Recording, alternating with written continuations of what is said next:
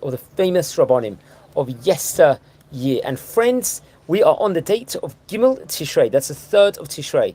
We'll mark the Hilula of a great Iraqi rabbi. His name was Rabbi Ephraim Zlka HaKohen Z'tl, one of the great rabbis from Iraq towards the end of the 1800s and especially during the meat period of the 1900s respectively. He was a famous Kabbalist and he would become a great rabbinic Darshan also, and become the Rosh Yeshiva of the famous Yeshivat Pורת Yosef in Jerusalem at one stage in time. So he passed away Gimel at Tishrei, the day of Tzom Gedalia, is, I believe, his Hilula. So he was born in Baghdad in Iraq and came from great rabbinic heritage. His father's name was Rab Menashe and his mother's name was Rabbanit Simcha. He actually learned in the famous Yeshivat Midrash Bet Zilka in Iraq under the auspices of a great rabbi, Rabbi Avraham Dango, who happened to be like the head of the yeshiva at that point in time. He learned Kabbalah also among great rabbis, including with the great Rabbi Shimon Agassi, who we've spoken about on many occasions variously. And he was also among the rabbis. He spent time learning at a period where there was a famous Ben Ish Chai, Chacham Yosef Chaim, that very much was the head rabbi of Iraq. So I believe in the time of August in the year 1924, he finally moved to Eretz Yisrael, to the land of Israel, and he moved to the old city of Jerusalem over there. And he started learning in the famous Yeshivat, Pורת Yosef, the bastion of the Sephardi Yeshivot in Israel. And he learned under the auspices of a great rabbi, Rabbi Chaim Shaul HaKohen Z'tl, very, very great Syrian rabbi who we've mentioned about on various occasions before.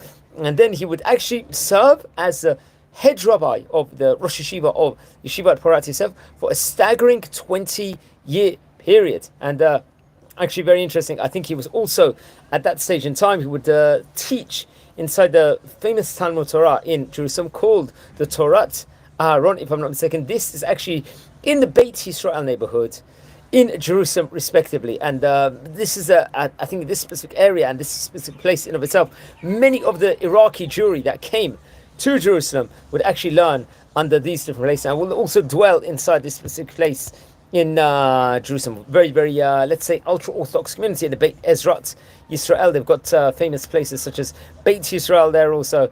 And I think it's also featured quite near the Sanhedria Morchevet area also, and various different ultra-Orthodox areas over there. He traveled with other rabbis, especially around Jerusalem, to find accommodation for Iraqi Jewry, the people that came from Iraq, very much so. I think this was at the time period in 1951 when the Farhud took place. Many people left Iraq and they came to settle in Israel, respectively, and hence, obviously, at that stage in time, a very strong Iraqi community emerged into Jerusalem, and a very Torah-oriented one. So you needed more yeshivot, more Talmud Torahs, more schools, and he very much was at the heart of doing this at the time. Towards the end of his life, he actually lived in the Katamon neighborhood over there. He was a rabbi and very much gave great sermons, I believe, in the Ohel Rachel synagogue over there also. He actually studied also in various other yeshivot, or taught in other yeshivot in Jerusalem also, respectively. I believe the famous yeshivat Shoshanim LeDavid, he was teaching there and was learning over there very much of the time there. This is one of the famous yeshivots we've spoken about in Jerusalem. I believe he passed away on the 8th of September, the year 1956. This would have been Gimel Tishrei, Hey Tavshin Yud Zayin. I think he suffered from illnesses after that. He was actually buried in the Har HaMenuchot, the Mount of Restings cemetery in Jerusalem. Now, he had various, among his children included the famous Rabbi Shalom Cohen, who happened to be the head of the Shas political party recently from the year 2014 till 2022.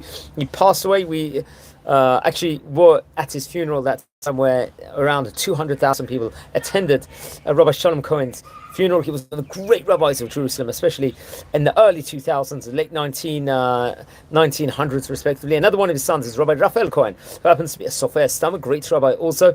I think he himself married the daughter of the famous Rabbi Salomon Mutsafi, really, really great rabbi. And he had another daughter, among other children, of Rabbanit Shulamit Also, among he had really, really great Talmidim. Now, let's explore some great Talmidim of his, including Chacham Obadiah Yosef, the famous former chief rabbi of Israel, really, really great rabbi, including also Rabbi Yitzchak Kaduri, also another great rabbi. Rabbi Mordechai Eliyahu, he was also chief rabbi in Israel. That was one of his students. Rabbi Shalom Cohen, his son, also was a student. Rabbi Shmuel Darzi, also, and Chacham Yecheskel Ezra Dori, also. These were really great rabbis, and they were among his Talmidim.